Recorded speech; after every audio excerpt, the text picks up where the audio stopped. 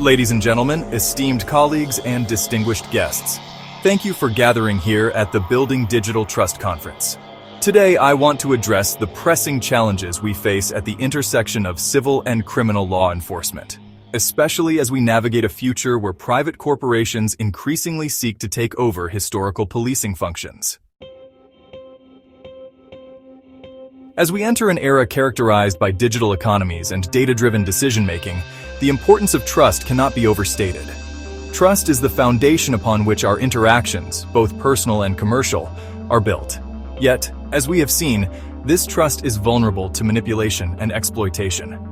In recent discussions, we've explored how criminals can manipulate civil processes, creating a landscape where legitimate complaints are overshadowed by fraudulent claims. We have seen instances where individuals have been unjustly targeted through the misuse of civil notices, often with the complicity or negligence of law enforcement. When police prioritize civil enforcement over criminal investigations, it creates a dangerous precedent, one where victims of crime find themselves sidelined while perpetrators exploit the system. Moreover, as private corporations step into roles traditionally held by police, we must be vigilant. The rise of red flag watch lists and civil enforcement mechanisms that mimic policing functions can lead to significant erosion of public trust. These private entities may not be held to the same standards of accountability or oversight as public law enforcement. The potential for abuse is profound, especially when these corporations wield the power to restrict individuals' access to commerce, travel, and other essential services based solely on civil accusations. We must ask ourselves, how do we ensure that laws and processes are not manipulated by those with malicious intent? How do we protect the vulnerable in a landscape where civil and criminal lines blur and where accountability may be lacking? The answer lies in establishing robust procedures for verifying data and accusations of a civil nature before individuals face restrictions that could dramatically impact their lives. Trust economies of the future must be built on transparency, fairness, and accountability. 1. Verification procedures. We need to develop clear and rigorous verification procedures that assess the validity of civil claims before any punitive actions are taken. This includes implementing checks and balances that ensure accusations are substantiated and that individuals have the opportunity to defend themselves against unfounded claims.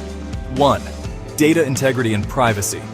As we integrate more digital solutions into law enforcement and civil processes, safeguarding data integrity and privacy becomes paramount. We must ensure that the data used to make decisions about individuals is accurate, up-to-date, and protected from manipulation. 1. Community engagement. Building trust requires active community engagement. Law enforcement agencies, whether public or private, must collaborate with communities to understand their needs and concerns.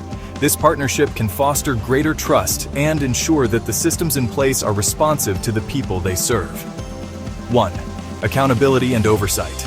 We must advocate for independent oversight bodies that can review the actions of both law enforcement and private corporations involved in civil enforcement. These bodies should have the authority to investigate complaints, assess practices, and hold entities accountable for abuses of power. 1. Public awareness and education. Empowering individuals with knowledge about their rights and the legal processes that affect them is crucial. Public awareness campaigns can inform communities about how to navigate civil disputes, report abuses, and seek help when facing unjust treatment. Media Group. Lawmakers in Legislative Office Image, AI prompt reforms at generative at distribute _equally. Media. Lawmakers in Legislative Office Image, AI prompt reforms at generative 1. Legal reforms. Finally, we must push for legal reforms that clarify the roles and responsibilities of both public law enforcement and private entities engaged in civil enforcement. These reforms should prioritize the protection of individual rights and ensure that justice is accessible to all. In conclusion, as we navigate the complexities of digital trust in a world where civil and criminal law enforcement dynamics are rapidly evolving, we must remain vigilant. The challenges we face are significant, but they are not insurmountable.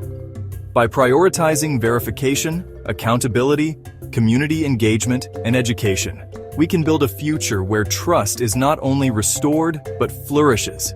Let us work together to ensure that as we move forward into this new era, we create systems that promote justice, protect the vulnerable, and uphold the integrity of our legal frameworks. Together we can shape a future where trust is the cornerstone of our societies, and where individuals are empowered, respected, and protected. Thank you.